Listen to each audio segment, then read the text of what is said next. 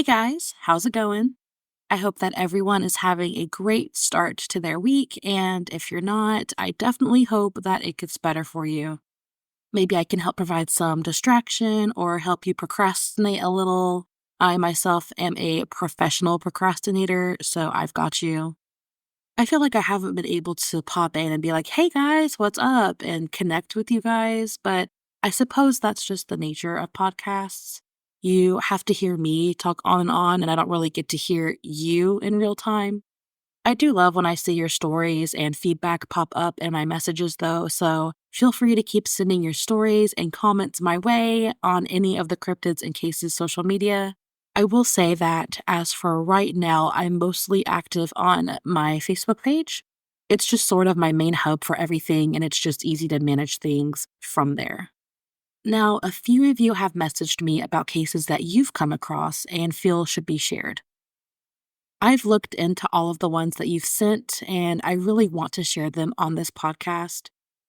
That being said, the cases that have been brought to me are really fresh and ongoing, and I don't like to report on those cases unless I've gotten some form of permission from the family.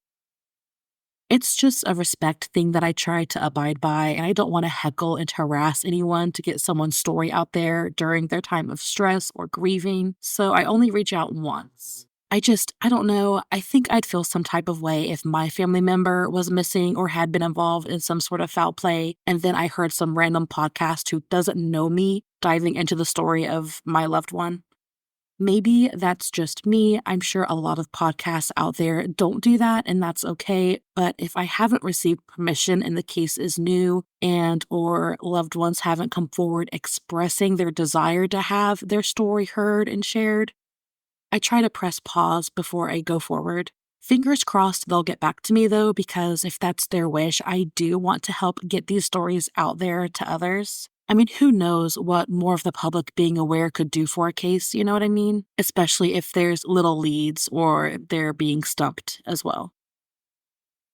Anyway, I digress. While I wait for those cases, I figured that I'd report on one of the cases that got me into the true crime genre so many years ago, and that is the case of Madeleine McCann. A few of you might already know about this case as it's been circling for quite some time now and has gotten a decent amount of coverage. In case you haven't, though, I really wanted to dive into it. Now, unlike the first case that I covered following Crystal Reisinger, there is an abundance of information on Madeleine's case. There are loads and loads of theories, thoughts, articles, documentaries, comment threads, news reports, and so on. I won't be able to report on every single thing in this episode, or you'd be sitting here with me for 6 hours, and I'm sure no one wants to listen to me for that length of time. So if you'd like to do some digging into the case on your own, I highly encourage it. This is one kind of like the Crystal Reisinger case that I have followed since I heard about it. It's been a few years now, and I've just waited for any sort of development in the case that we could get, any answers. But unfortunately, just like Crystal's, there's not a whole bunch of closure. We're just hearing that a search is underway for a 3-year-old British girl who's gone missing in the Algarve area of Portugal, and she went missing last night. Hundreds of people have been searching for the girl, and that search continuing this morning. So we will try to get as much on that as for you as soon as we can, that missing girl in Lutz, and we will bring it to you as soon as we get further detail. Let's just bring you some more detail on the breaking news that we brought you a short while ago. A 3-year-old British girl has gone missing while on a family holiday in Portugal. It's been confirmed by the Foreign Office.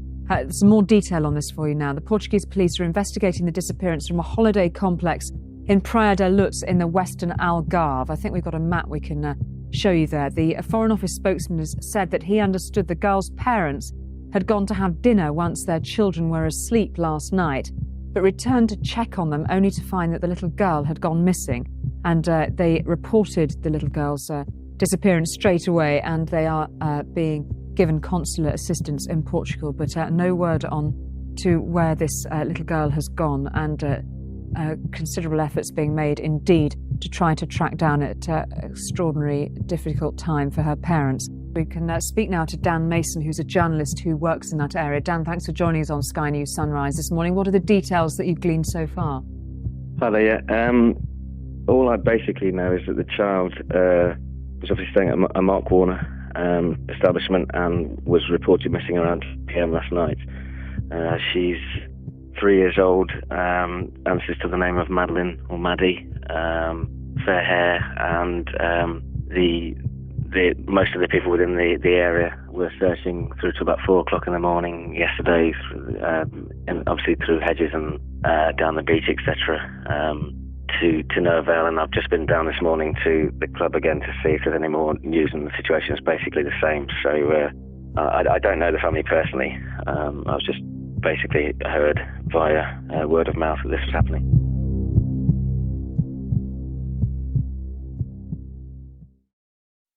Madeleine McCann, at the time of her disappearance, was a 3-year-old from Leicester, England. She was born to parents Kate and Jerry McCann, who were both successful professionals in the medical field, with Jerry being a cardiologist and Kate shifting to general practice. The couple married in 1998 and welcomed their first daughter, Madeleine, in 2003. About 2 years later, they would welcome Madeleine's siblings, twins by the name of Emily and Sean. The family was wealthy and seemingly put together and well-to-do, with plenty of family friends and friendly colleagues. Madeleine was described as being a lively and bright little girl with a sweet personality, who loved her tiny siblings and all those she came into contact with. Life wouldn't be perfect for the tiny family for long.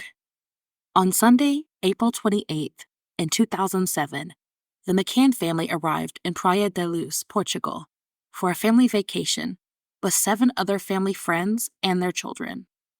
They were there to stay for a week, enjoy the beaches, make memories, and unwind. Now, when most of us think about going on a beach vacation to another country, we probably envision a big resort that's open only to the tourists. Madeleine and her family, however, were staying in essentially a luxury apartment complex near a resort area with a bunch of other homes and restaurants and town life around them. They rented a 2-bedroom, first-floor apartment in a complex called the Waterside Villages, along with the rest of the vacationing group. Right beside the Waterside Villages was a complex called the Ocean Club, where the group spent much of their time. The children would enjoy time in the kids' club and pool while the parents would join them or do their own activities. In the evenings, Kate and Jerry would put the children to bed and head over to the nearby tapas restaurant to have dinner with their friends. Every 20 minutes or so, one of the adults in the 7-person friend group would head back to check on their sleeping children, and they did this in sort of a rotation among the group, so the same person wasn't getting up every 20 or 30 minutes to check on the children.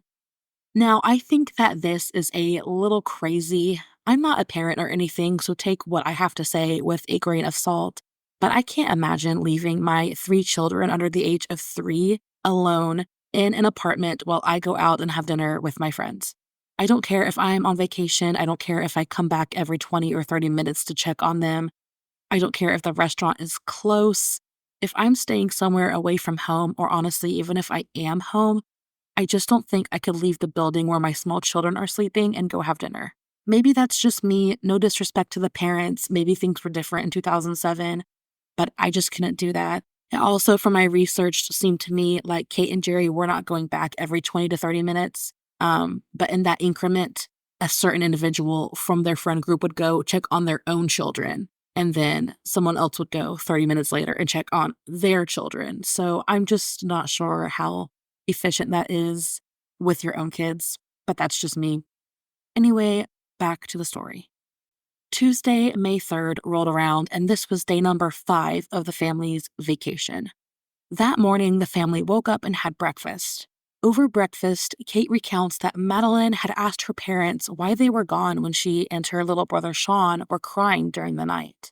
Kate mentioned that the question really seemed to surprise her, it really threw her, and Jerry said that they made just a mental note to make sure that they would really check in on their kids more diligently the following night because he hated the thought of them waking up and crying without them being there.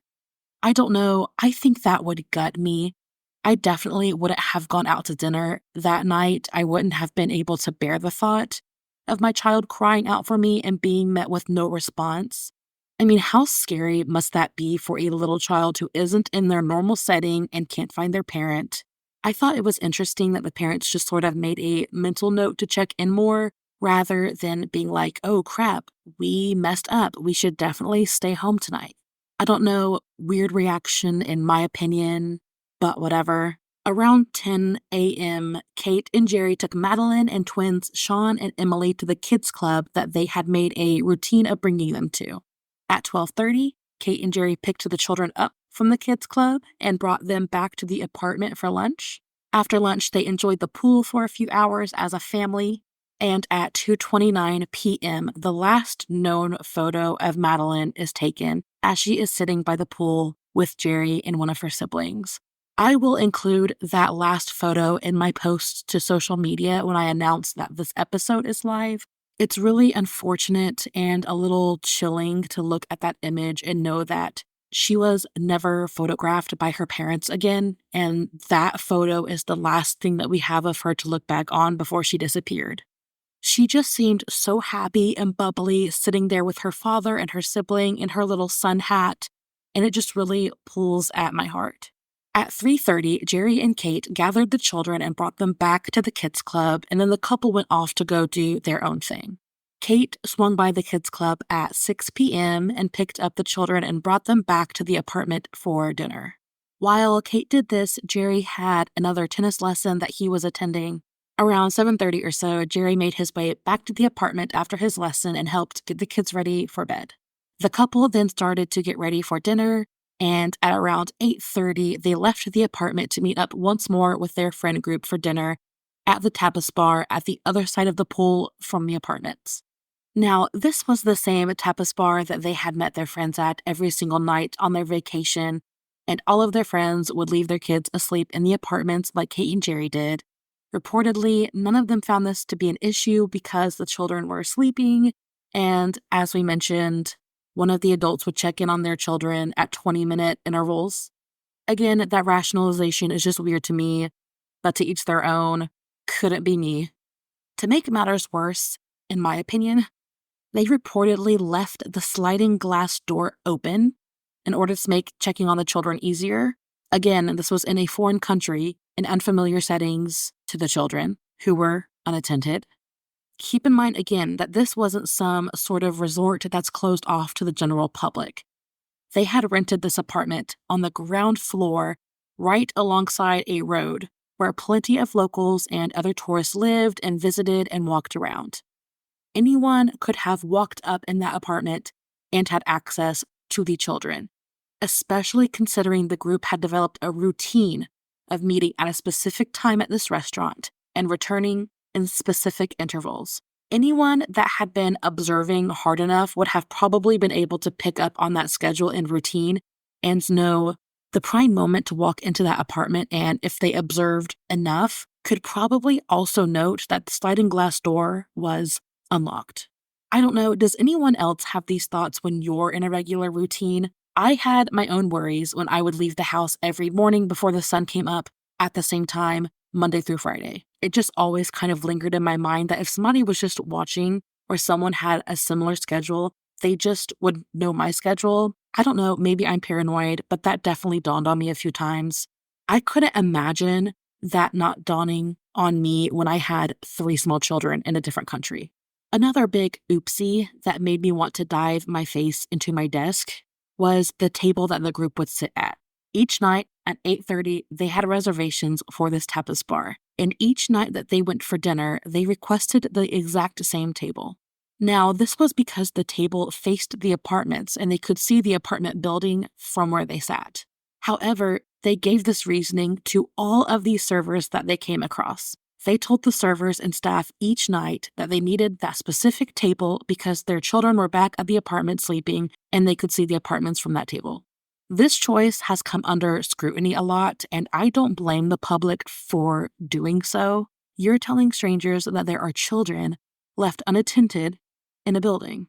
Any of those servers or customers who could overhear you or anyone that the servers talked to could know that there was a group of small children left at this specific apartment and could also note what intervals one of the parents left that restaurant to check on them. Are you kidding? Not to mention that to me, it doesn't matter if you're able to see that building or not. Buildings have multiple sides to them, and unless there is a pair of eyes on that building at all times, I just don't see how that's effective.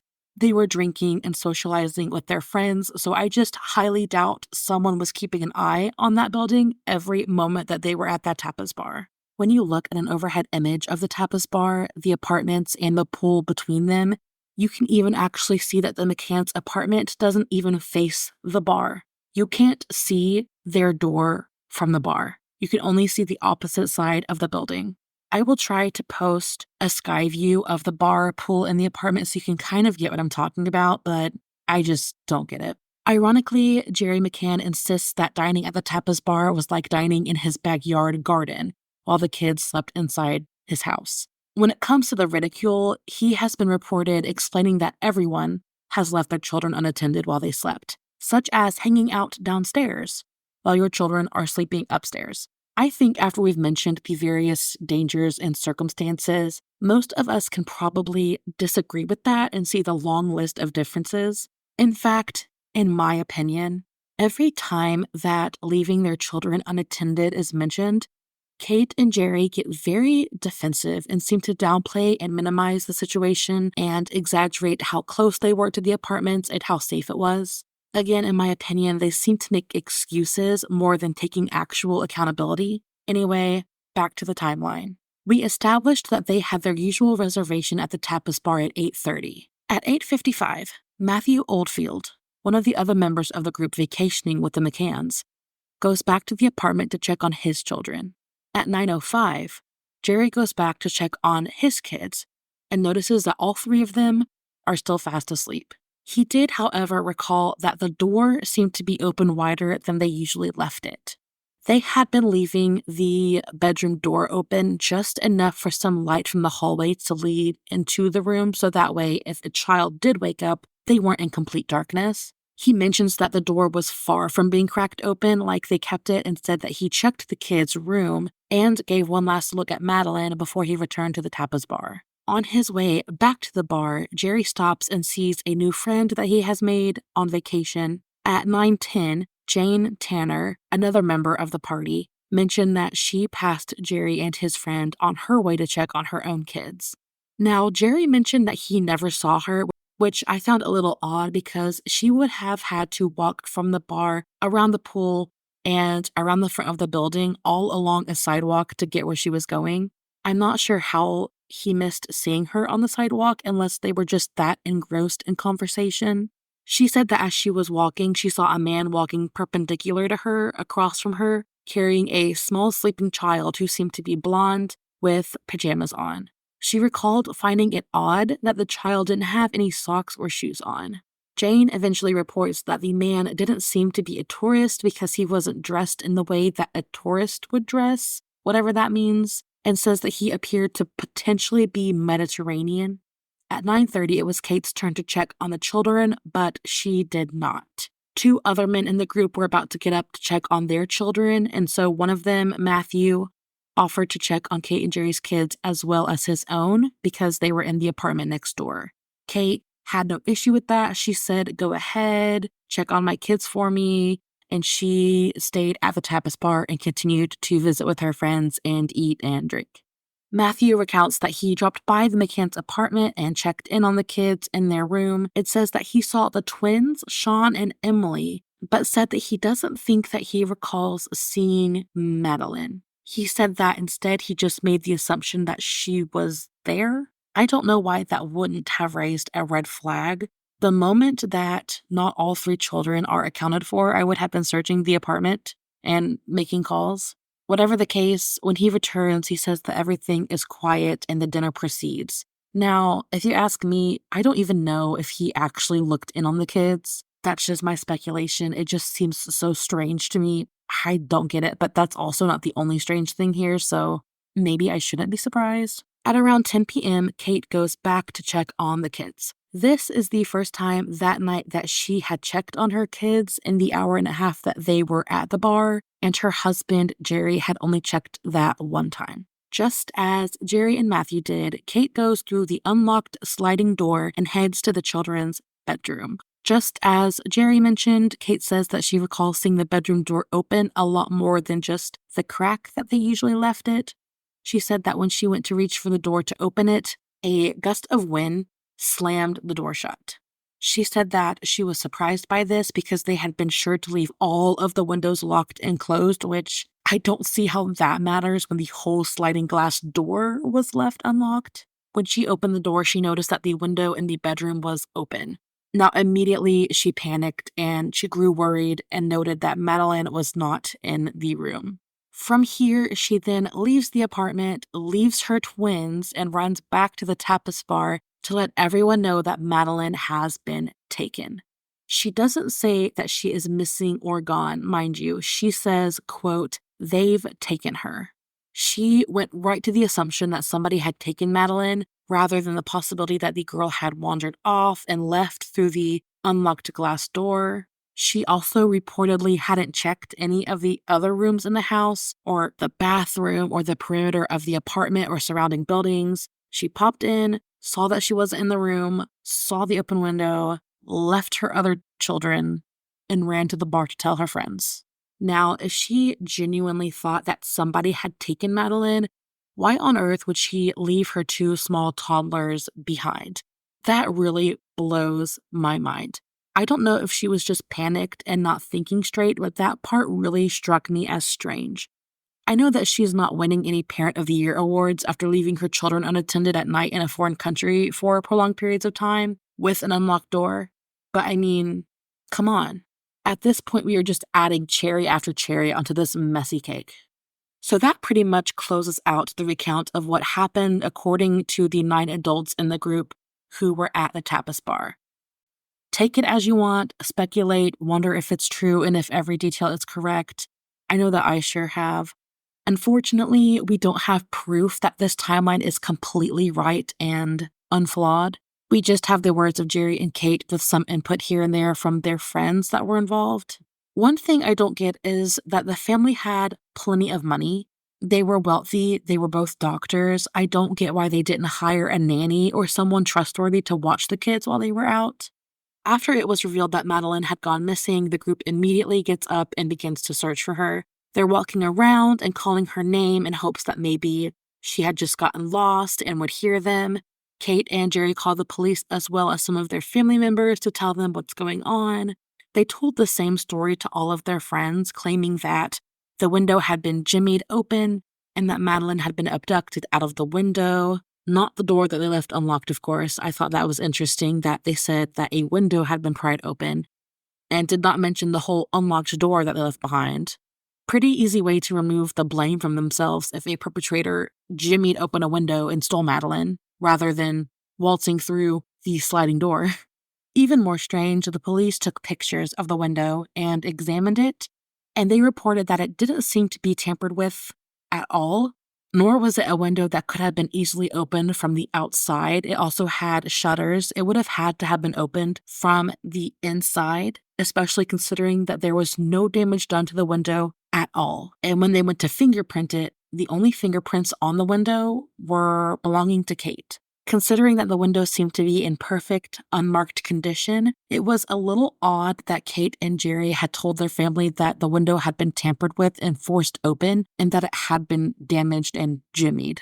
Now, eventually the airport was notified as well as the Border Patrol. Jane Tanner recounted to the police her tale of the man she had seen carrying away a sleeping child. Now, there is something a little odd when it comes to her recounting of the situation.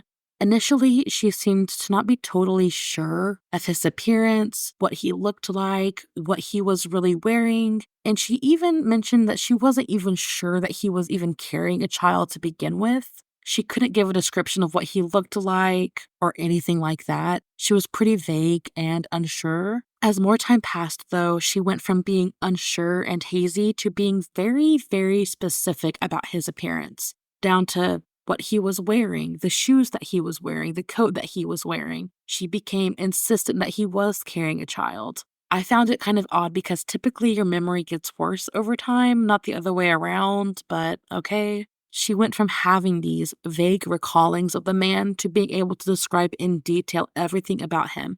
What haircut he had, what shoes, what outfit the child had on, her floral pajamas, her pink clothes, and even when she had seen him. Now, according to Jane, she had been in her apartment when Kate discovered that Madeleine had gone missing. She said that she had come home early from the tapas bar because her own child was feeling sick, and she didn't realize anything was wrong until she heard yelling and chaos outside. She said that she stepped onto the balcony to see what was going on and was informed that Madeleine had been taken. It was then that Jane Tanner put the puzzle pieces together of the missing child and the man that she had seen carrying the child.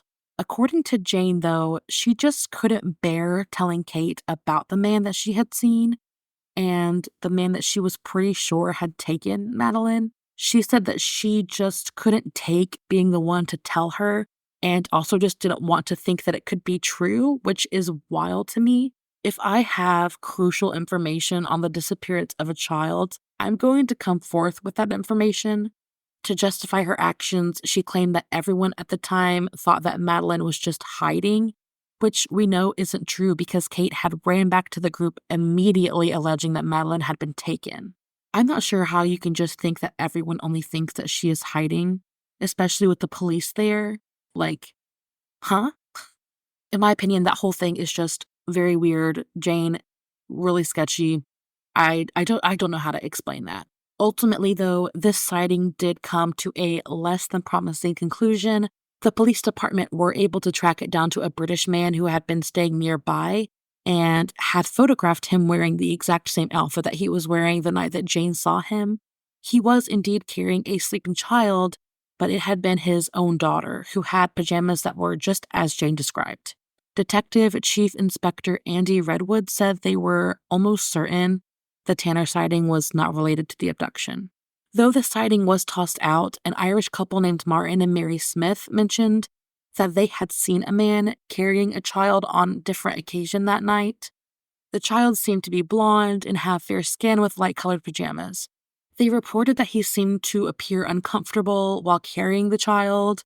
They recall that they saw him around 10 p.m. that night, just a couple hundred yards away from the McCann's vacation apartment, walking away from the Ocean Club. The man seemed to be local based on his appearance and clothing. As far as I researched and am aware, that reported sighting didn't really go anywhere. They weren't able to locate the child or the man from that story, so I guess that just led to a dead end. Now, the police report came out detailing that night. 2 police officers arrived at around 11:10 that night. After a brief search, they ended up calling the criminal police force, who arrived shortly after midnight. Oddly enough, Kate had complained that they hadn't shown up until after 1 in the morning, but according to the Portuguese criminal police report, they had arrived 10 minutes after being called. At around 2 a.m., 2 patrol dogs were dispatched, and around 8 that morning, 4 search and rescue dogs arrived on the scene. Also, it's worth noting that at around 4:30 in the morning, guests and employees of the Ocean Club Resort had also joined the search efforts. I will say, despite the police officers responding in a timely manner to the call, there were a few mistakes made that Kate and Jerry have been upset about, as well as the general public that was hearing about this case. For one, the scene of the crime wasn't marked off until hours after the crime had been reported. This gave opportunity for multiple people to go in and out of the apartment before it could be properly investigated. It pretty much meant that the potential crime scene was left tampered with. Now, I can understand why they might have fumbled this because at first they didn't consider it a crime scene. They were focused primarily on trying to find a missing child. That being said, in addition to that mistake, the Marine Police and Border Control weren't given a description of Madeleine until hours after receiving the report of her going missing. Roadblocks also were not put in place until around 10 a.m. that next morning, according to Kate, and the police initially failed to ask for surveillance footage of any vehicles leaving the area on any of the roads. Euroscut, the company that monitors the road, said that they were not approached for information. It took Interpol 5 days to issue a global missing person alert. And there were many from the resort that had said that they had not been approached for questioning at all. Now, the Portuguese police, despite having those issues, really did have a lot of manpower in searching for Madeleine. They had boats and helicopters dispatched. They were stopping cars and questioning them. They were talking to neighbors. They might have fumbled a few of those things mentioned, but there are a lot of things that I was also impressed with. They had regular meetings and check-ins to stay on the same page and be organized as a group, and they really did, in my opinion, give a good effort, despite what Kate and Jerry have said in disagreement. One instance from the police file mentioned that an upstairs neighbor, Pamela Finn, stated that a few nights before Madeleine had disappeared, she had heard Madeleine crying in the apartment below her for an extended period of time. She claims that Madeleine was crying out for her father from 10 p.m.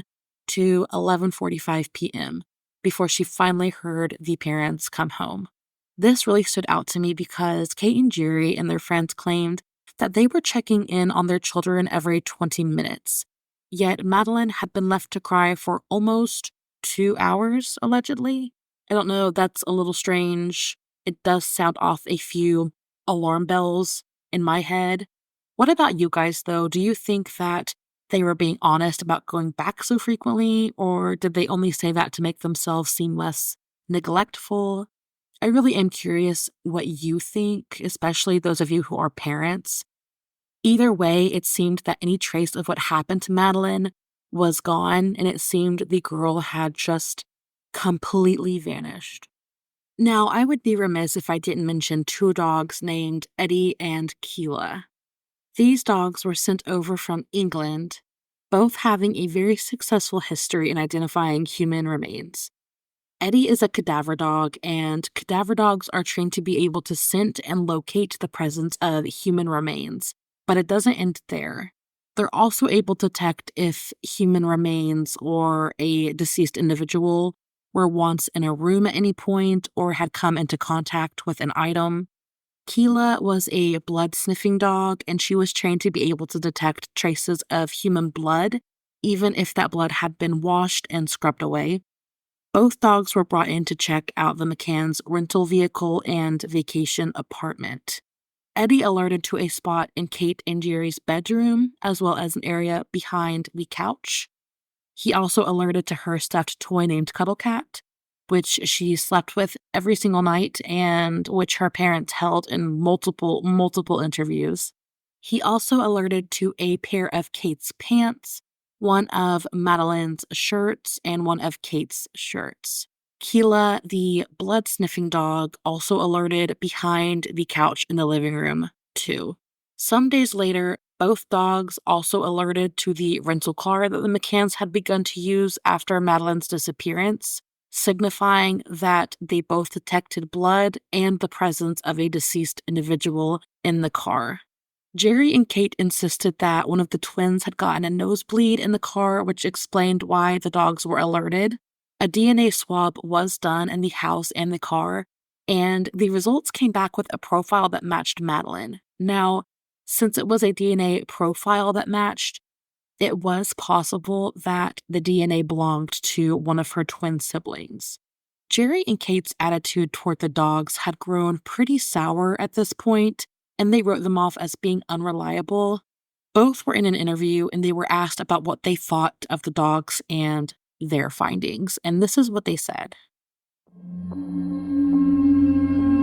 How can you explain the coincidence of the scent of the cadaver felt by British and not Portuguese dogs? Sandra, maybe you In should your be asking the apartment? judiciary because they've examined all the... But don't you? So you don't have any explanation for that? Ask the dogs, Sandra. Ask the dogs, no, Jerry. Now I think that I feel free to ask you. Do you remember talking to Kate and Jerry McCann about the sniffer dogs? Do you remember that exchange? I remember as if it was today. He answered me, ask the dogs. And What did you think about I replied, I'm asking you, Jerry, I think it was something like that.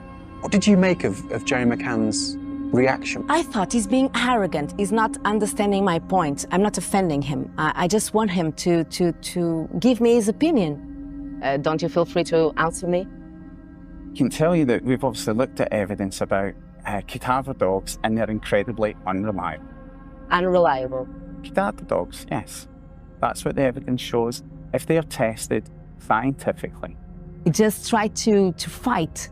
It was a kind of a fight, not a kind of an interview. Pretty sassy, if you ask me. But to give the benefit of the doubt, if they are truly innocent of any suspicious weirdness, and the dogs marking their home and car as suspicious really is a fluke, and the public is in an uproar, I could see how that would be a really frustrating situation. Now, eventually, Kate and Jerry were named persons of interest by the Portuguese police force. Kate and Jerry's lawyer advised against answering any questions, and it seemed that they took that advice. Kate was taken in for questioning and refused to answer all but one of the 49 questions that she was asked. I won't list them here, but a quick Google search can actually show you the 48 questions that she did not answer, in case you're curious about it. Another strange instance of acting weird was the fact that there were countless Portuguese locals, tourists, staff at the resort, and police that went out searching for Madeleine. From what I found, Kate and Jerry never set foot out to look for her when everyone else did. They claimed that it was just too much, which maybe I can understand being overwhelmed, but again, I can't imagine not pushing myself to my limit and refusing to come inside until I have answers on my missing child.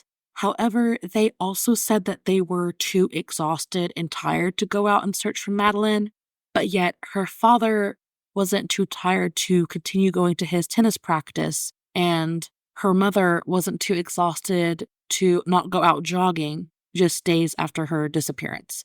They also didn't come back to Portugal when asked to reenact the scene by the police, just to try to replay that night and see if there was anything that was missed. They didn't go, they stayed in England. None of their friends came back either to reenact the scene, which I just find to be crazy. It's also worth mentioning that the police insisted that Kate and Jerry not immediately go to the media, or else the kidnapper might feel that the situation is too hot and it would put Madeleine at risk of being killed. Now, despite being advised against doing so, the McCanns were very quick to go to the media. In fact, they reportedly went to the media that exact same night that she was missing. Now, Madeleine also had a rare eye condition called a coloboma, in which the pupil of the eye appears to be deformed. It can seem off-center, oblong, not perfectly circle, or extend into the iris. Madeleine's was very recognizable in one of her eyes. The police insisted that the parents not give that information to the media because whoever abducted her might get worried that she is way too identifiable, get freaked out, get paranoid, feel the heat, and kill her and discard of her. Once again, despite this recommendation from the police, they gave that information to the media. I don't know about you, but if I'm being advised against doing something that might get my child killed, I'm probably going to listen to the professionals who have seen all of this and done all of this for quite some time. I also noticed that through watching a lot of the footages from interviews, they always seemed really put together and level-headed. I mean, good for them. I know that we all grieve differently and we all deal with situations differently, but I didn't see an ounce of them coming apart. They were just very poised, very calm, very collected. I don't know. I keep putting myself in their shoes, and maybe I shouldn't because we are all different and we all cope with things differently, but I just can't imagine being so refined when I'm speaking about what happened to my child. I also noticed them use language like was and other past tense language when referring to Madeleine, likely signifying that they'd written her off as deceased and not missing and had accepted that in their minds. I'm always very aware when somebody starts using the language of was when referring to a missing individual. That's usually a pretty good tell to me that they believe that person to be deceased. And they've kind of accepted that as well. I've noticed with people that haven't accepted that, they speak of them as if they're presently here. Kate McCann also released a book that had some really disturbing verbiage and wording in it. I don't really want to put that out there. You can read it if you'd like, but I really just can't elaborate further. You'll have to go look. It was just strange, but again, to each their own, maybe. They also hired a media representative named Clarence Mitchell to help them look better in the public eye. They didn't admit that he was there for that, but if you don't know about Clarence Mitchell, that's kind of what he does. He's been involved in the cleaning up of a lot of messy situations, such as the disaster of the Costa Concordia cruise ship that sank in 2012, killing 32 passengers. Don't know if you guys remember that, but the Costa Concordia was getting flamed for the situation, and Clarence Mitchell came in and tried to do some PR to just make them seem better in the situation. Clarence is essentially the guy who you call to come make things look neat and tidy when you've slipped up. He was there to coach the McCanns through what to say publicly and how to handle themselves, and he also spoke for them a lot. Though he's described by them to be their spokesperson, he definitely, to me, seemed more like their PR team. I don't know. I'm not saying that they're involved in her disappearance, but in my opinion, there were just a lot of weird instances involving them in the case that just kind of sat weird with me. About a year later, after the McCanns were put under the status of persons of interest by Portuguese police, that was lifted, and it was found that there was no evidence to tie them to Madeleine's disappearance. I do think that they should have been charged with some sort of neglect. Again, my opinion, but it is what it is. It seemed that after years of Madeleine being missing and search efforts and other methods falling flat, there would be little hope in uncovering answers. That was until 2020 when German officers named Christian Bruckner as a suspect in her disappearance. Though the man was German by nationality, he had spent many years living in the Algarve region of Portugal, near where the McCanns had vacationed. Now, I will go ahead and give you a warning here. The information surrounding Christian Bruckner is really disturbing. I don't want to take away the severity of what he's done, but I'll try to be as vague with things as I can just to spare you guys a little. Still, even with being vague, there will be some things that I mentioned that are just kind of hard to stomach, such as assault and situations involving children. Feel free to fast forward a bit to the end if that's not something you're comfortable hearing being reported on. An old associate of Christian's who goes by the name of Helga B. informed investigators that they believed that Christian had involvement in Madeleine's disappearance. At the time of Helga coming forward, Christian was in prison for sexually assaulting a 72-year-old American woman and had other convictions against him for crimes of similar natures.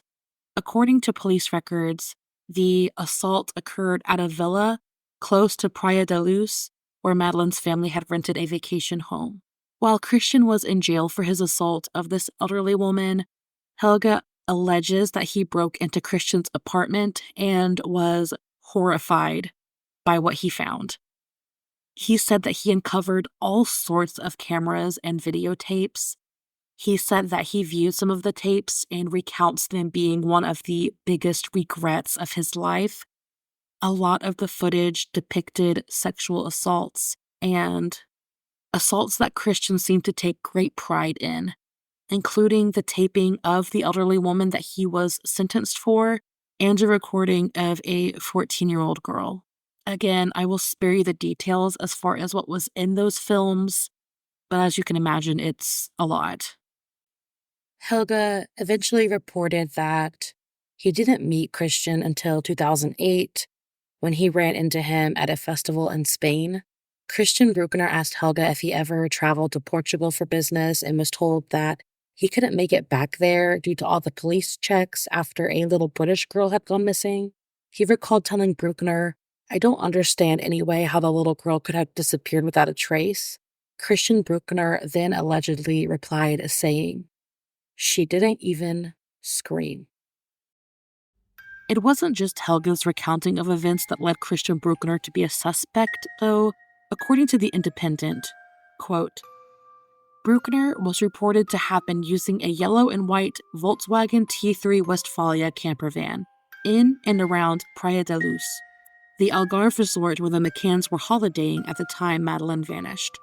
German prosecutors say telecoms data shows Bruckner received a phone call on the 3rd of May 2007 near the Praia da Luz holiday apartment from which the 3-year-old went missing, but he reportedly claims to have been miles from the scene with a young German woman.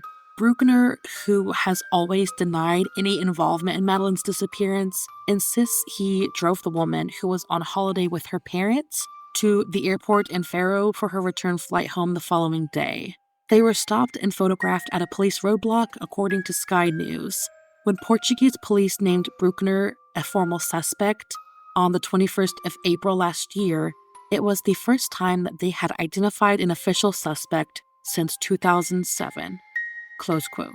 I find it really chilling that on May 3rd, data showed that Bruckner received a phone call right by the apartment that the McCanns were staying in, right at the time of her disappearance. It's super creepy that he had a residence in Praia da Luz, and just the fact that he was there at the same time that they were, it just freaks me out. On the night before Madeleine's disappearance, Christian allegedly told a British woman that he was dating at the time that, quote, I have a job to do in Praia da Luz tomorrow. It's a horrible job, but it's something I have to do, and it will change my life. You won't be seeing me for a while, close quote. In early June 2024, a German investigator testified that authorities discovered an email account that is related to the killing of Madeleine. Titus Stampa, a detective with Germany's Federal Crime Police, told a court that the Hotmail account allegedly belonged to Bruckner. At trial, Stampa alleged that authorities found a second email account he used to share photos and videos of child abuse, and that emails from that account were deleted in early 2007 when Madeleine disappeared. Stampa says, quote, I can remember that things were massively deleted in the inbox, close quote. Unfortunately, there hasn't been a direct proven link to Christian Bruckner besides these various circumstantial pieces of evidence and a few he said, she said words that were reported. Fortunately, though, he is in jail for his other charges. There also, unfortunately, hasn't been anyone arrested in the disappearance of her either at this point. There were a few other brief suspects in the case, and from here I will quote a few references from Wikipedia that I spent time fact-checking for proof. Those are as follows, quote, in May 2009, investigators working for the McCanns tried to question one Raymond Hewlett. He had allegedly told someone he knew what happened to Madeleine, but he retracted his statement and died of cancer in Germany in December of that year. Scotland Yard made inquiries about two pedophiles who had been in jail in Scotland for murder since 2010. The men had been running a window cleaning service in the Canary Islands when Madeleine went missing. A man from Northern Ireland, who died in 2013, was discussed in the media in connection with the disappearance. After being released from prison for the sexual assault of his 4 daughters, he had moved to a Portuguese town, approximately 40 kilometers, or 25 miles, from Praia da Luz.